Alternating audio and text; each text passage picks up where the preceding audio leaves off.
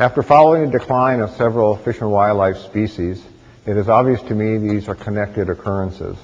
In short, an expanding list of endangered species is indicative of an endangered ecosystem. Quite clearly, Puget Sound is at a tipping point. Above the surface, things appear calm and peaceful and beautiful, and Puget Sound remains the crown jewel of the Pacific Northwest. But below the surface, as you're about to see, things are quite different. All told, we found about 16 dead lingcod at the Sun Rock site, and that's approximately 1/3 of what the population or count was of live and dead fish at the site.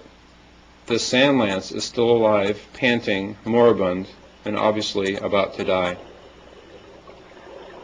We are looking at scenes of what I call vacant habitat, rocky habitats at 30 feet and deeper that should have lots of fish. But when you go shallow, like here, in 15 feet of water or less, we found two super schools of copper rockfish that comprise most of the population that we normally observe in deeper water. We also found that the lingcod were very, very abnormally distributed in just less than 10 feet of water. You can see the reflection of the surface of the water here shining down on the seafloor. But these fish are literally in just a few feet of water. These fish are lethargic. They have no startle response unless you're absolutely right on them. They have very obvious buccal respiration or panting going on. We also observed wolfeel displaying unusual behavior. Again, very noticeable buccal respiration or panting. This particular individual is in very poor condition. Its muscle tissue, its skin is very flaccid. It is very torpid. It doesn't look like it may make it.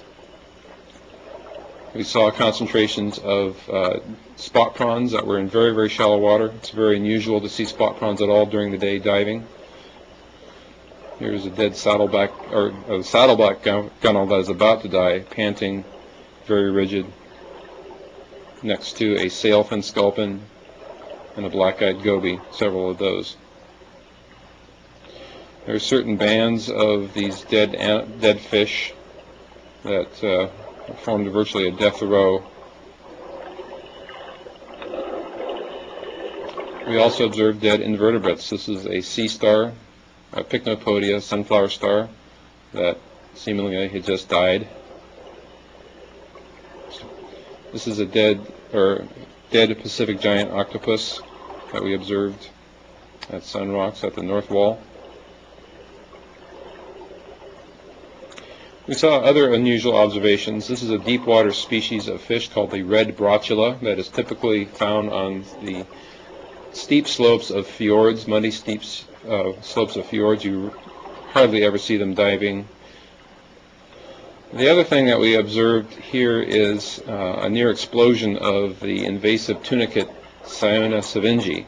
Seemingly in a month, the numbers of this invasive tunicate has exploded.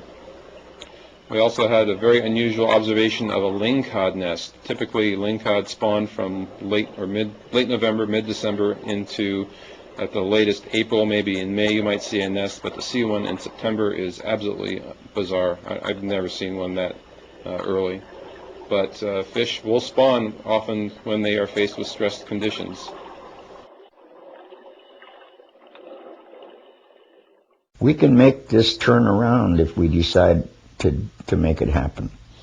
You know, the state of Washington has to look at itself. Puget Sound is dying. Our sound is in trouble, and it's hollering for help.